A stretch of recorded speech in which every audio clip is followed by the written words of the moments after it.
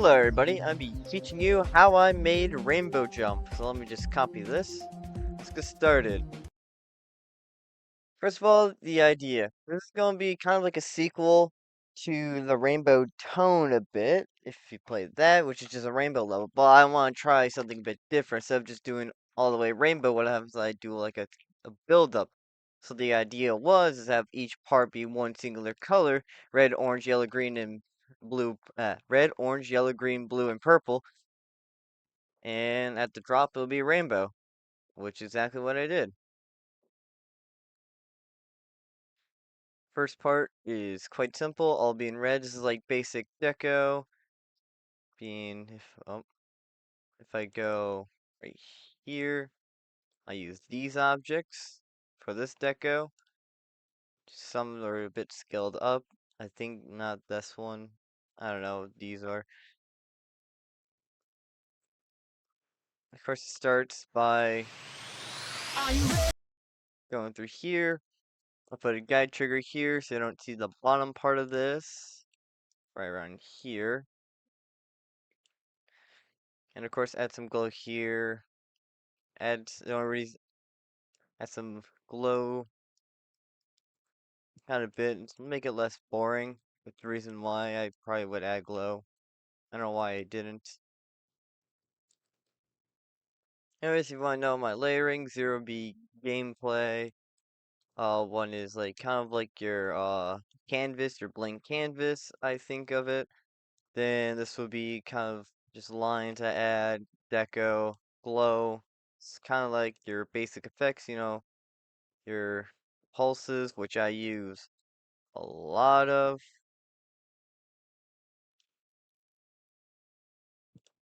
At least like a good part of it's just that. Anyways, if you want the guide trigger to work, you need to first get a group and use the static trigger right here to put it onto the group. And of course zoom trigger, because the zoom here doesn't work, I just put it down like this so I know the zoom I should put on and put it back out.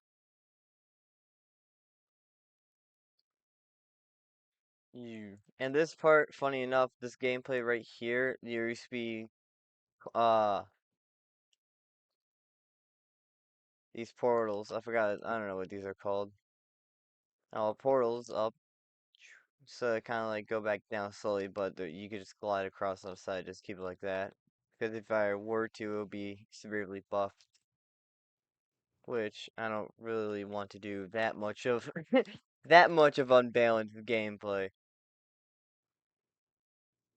So and over here, if you have noticed, it's kind of let me go to practice mode. Oh, I'm bad. Since I've shown you the layers I use, some of them, I mean, you can kind of figure it out.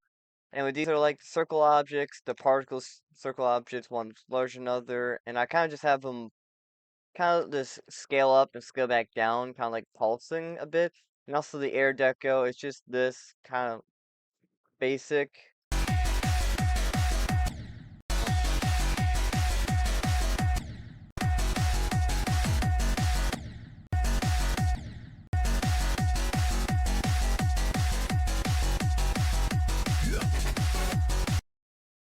Also, the reason why I had that fade to black and white, probably because it sounds different than like the rest of it, and also to keep it less boring, kind of, add a bit of a twist, even though your eyes might hurt a bit.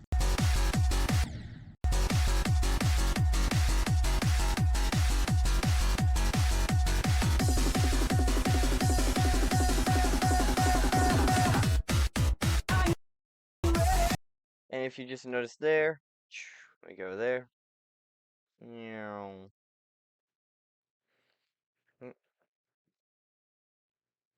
Kind of have them just up, go back down, right in the beat. Over here, still just regular these objects I used over here for kind of, yep, same thing.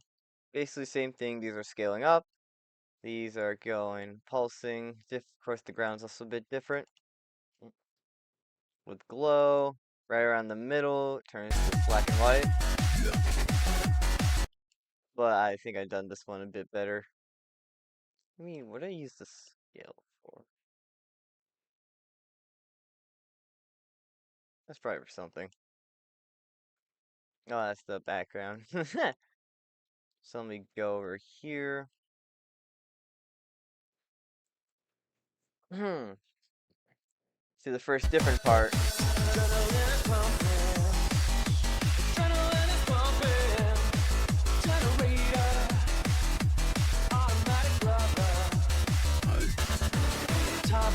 And if you notice from there,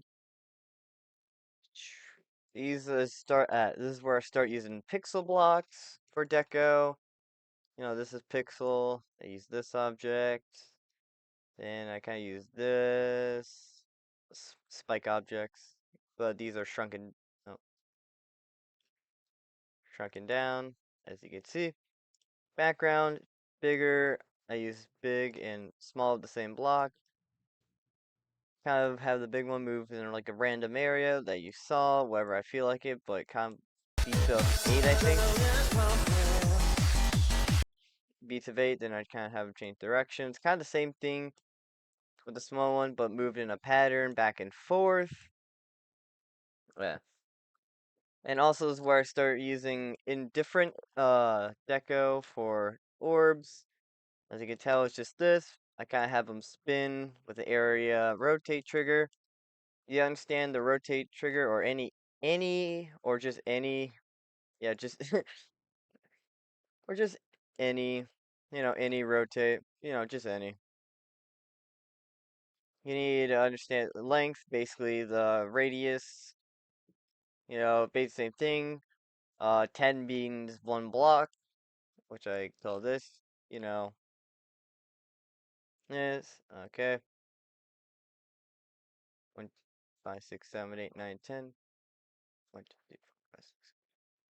It'll be like radius of this. Bam, like that. And the reason I show that because, well, I move it here, so it's just the sides, left and right. Therefore, here's the range of that, be this. Oh, let me not accidentally delete that. So these will rotate. I have them rotate. This means forward in front of it. I think this one's back. I don't know which one's which. I know one of them's forward and back. You'll find out. Of course, the effect ID is kind of like a separate thing of just your regular group ID. Kind of just think of like that, and probably be fine. Okay, center group, I have it be the player. Target group, mean, well, the one is going to be rotating. And I don't bother with this. Anyways, it would be basically the same thing with the next part, except for change the color and the background. And also, one more thing. Oh, wait, I just forgot something. Before I get to the next part, talk about this down here, you may have noticed. Because if you slightly notice, if I play this again, if you look at the top and the bottom, you can see them moving.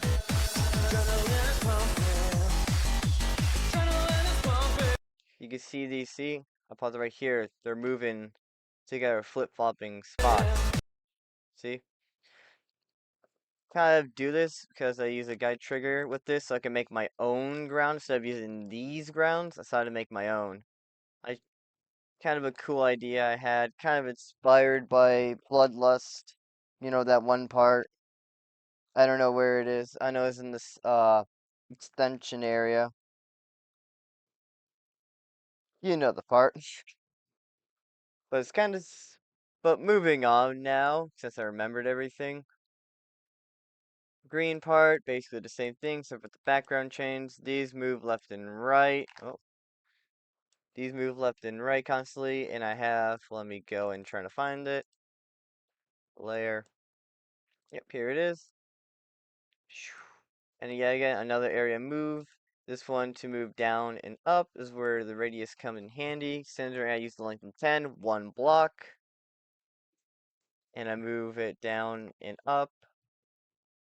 Therefore, if making this only on top of it was able to, like above and below it, can only squeeze down 15 and up 15 to squeeze this invisible ball, if you notice, maybe. And also, I did change this to now moving left and right. Bam, in one, so flip-flopping spots. And here's kind of the same, but some things are a bit different. If I boop. Hmm. Oh. As you can see, the movements of up the grounds are a lot more noticeable. And the two backgrounds are same thing with area triggers. I've done it a lot before. This, especially this style, when it goes up left and right. You see it in the previous one, just a lot smaller.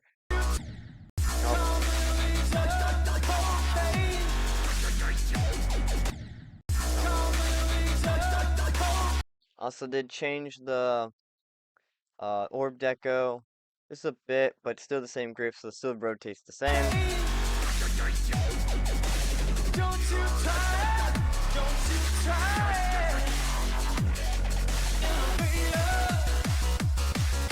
This background, kind of same thing with the green one. This is going left and right, while this is going down and up. Instead of going left and right, it just goes the same spot. Which leads to, after the purple part, you can see background turning white.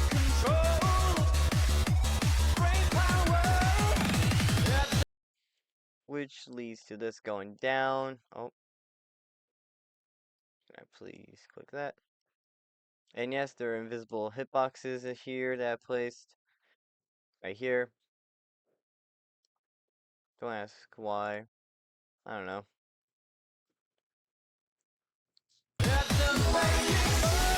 Which leads to the most interesting part, because if you couldn't tell, this doesn't look rainbow. Especially when you look at it just normally, it looks really ugly. Very strange color choices that I made. So how do I make my rainbow parts? Well, here's the thing. It's called the two rainbow effects I use. The what I call the area tint rainbow and the copy color rainbow. In a mix of the chromatic shader. Area tint, kind of same thing with there. You know, I got your radius. I put 130. I used the hue. I made it 180 to make, you know, a full rainbow, because it'd be 180 and negative 180 in that side. And of course, same thing here. Different effect ID, player, one, in the group. And the copy, which is most thing in the first two parts, you know, the cube and the UFO, mainly used as the deco, except for a bit of the air deco, which is this. I used the copy color, which I'm going, except for I kind of didn't yet copy color, and this, both of them I used.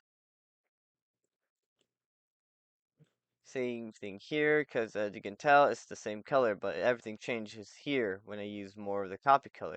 So how you do the copy color rainbow is you go here, make it any color except for white, the ones. Then you copy the previous color, make sure all this is set to 0, make sure you could, you know, copy color and such. And same thing here if you want to do it again. But if I go over, it's probably under the glow layer. It is. Right here, you make sure you go to back to the 14, the one you hit 15 to copy 14, you go to 14 color 15. But you change the hue a bit. The larger the hue, the faster it goes. The lower it is, the slower it go. I find 5 to be a nice range. And of course, copy that. And also, you don't have to do one. For me, if you're doing more of them, you don't have to, which is a good thing. For me, at least. Because if you do one, along you place objects there, it starts making a rainbow effect. So you don't really have to do 14 to copy 16, because already copying 14, we're just copying 15, we're just copying 14. A bit complicated, but it works. Which causes some of the rainbow, which is the glow, kind of bit large. I think I got a bit carried away with the glow size. Let's check. um, yeah, I think I got a bit carried away with the glow size here. 61. Or also same this for the background. Like I have this, hue change to 30. And then here go down. Kind of have it, open up every time it kind of has the span part. Kind of a bit of a glitchy area, but it's a little more clear. Like I have it close and move left and right in the beat. If you couldn't notice, move left and right. I realized I forgot this area, but it's fine. And just kind of repeat that. And for this, I can have it spin in the span, a bit of a standing part. And right here, I kind of have it flip spots, like go here in a pattern, which I did this to show kind of spinning. And also I replaced this circle here with a particle, particle block, which is under the copy color rainbow, which is the only way to make it work, as you can tell. With this combo leads me a very cool bug. If I casually, if I'm going to place, right here is when it started. If I place a check mark before or respawn in Pratt normal mode before, as you can tell, I'm fine. That's the only purpose of that. And if I place one right here, as you can tell, I just died. See your rainbow? Now it's white. If you know how to fix this, please let me know. I'll be basically uh very happy. I can after this is fixed, I can finally able to have confidence to send this to a moderator without them having their eyes being peeled out by the amount of white in this screen. And it gets worse. Because remember the copy color thing that I said I use more later? Yeah, I used a lot more later. So with the let me just quickly show you with the bug. Guys, you can barely see the gameplay. I got locked in.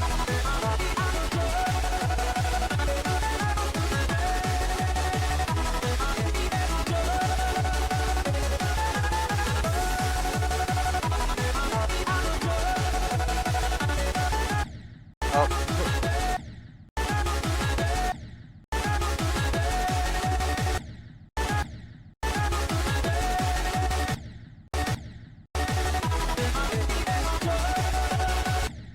Alright. Slowly go into it.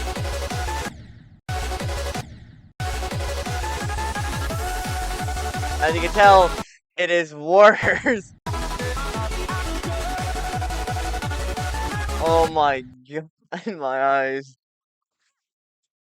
So yeah, I basically just used more over here, more of the copy color than the tint rainbow. Copy rainbow more than tint to make it this part here. And the sad thing is, I can't, the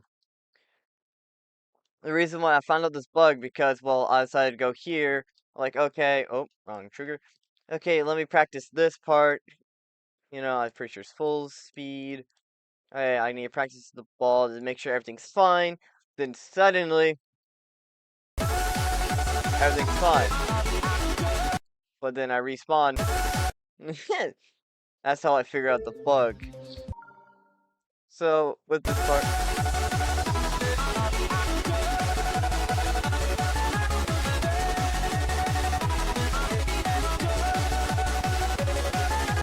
So with the copy color, it constantly goes through the hues constantly, which I done this, take the regular one, shrink it and shrink it and shrink it to make like a rainbow effect. Mixed with the tint, it makes a really nice, because if you look closely enough right here, you can tell whether I used the tint rainbow and the copy rainbow. As you can see here, copy, copy, copy, copy, copy, copy. This one's also, I'm pretty sure, no, it's tint and tint over here, tint over here, in the background, if I is copy. You can kind of tell, and this is also copy. And also, when we're thinking about this part, and also the same thing next part, us changing this and this, is this. If I place again, if you look at the top and the bottom, you could possibly notice the ground moving up and down. You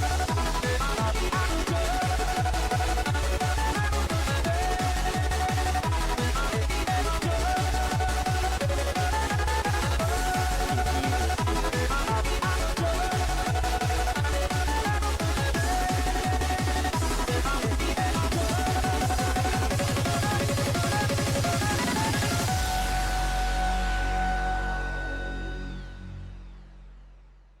Oh,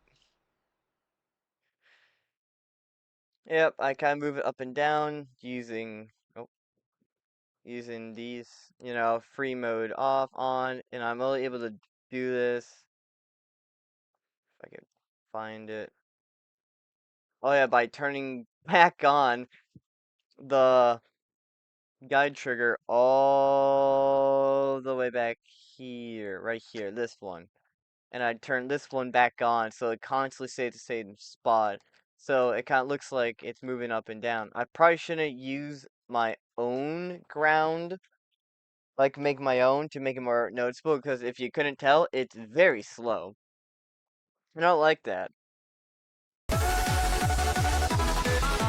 And it was very hard to sync.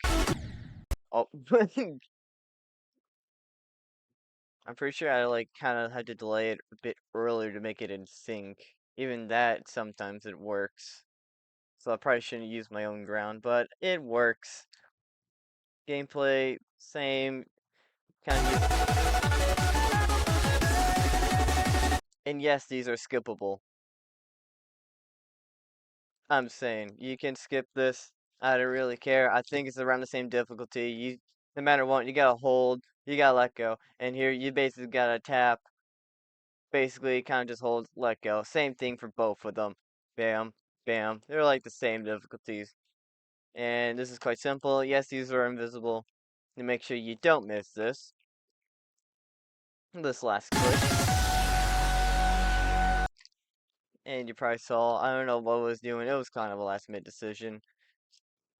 At least it was a better last minute decision than other rainbow levels that I made. Anyways, that's basically the basics of how I made it. If you have any more questions, I'd be willing to answer it very well, maybe, depending how I read it, because I'm not very smart. But that's it. This requires a lot of objects.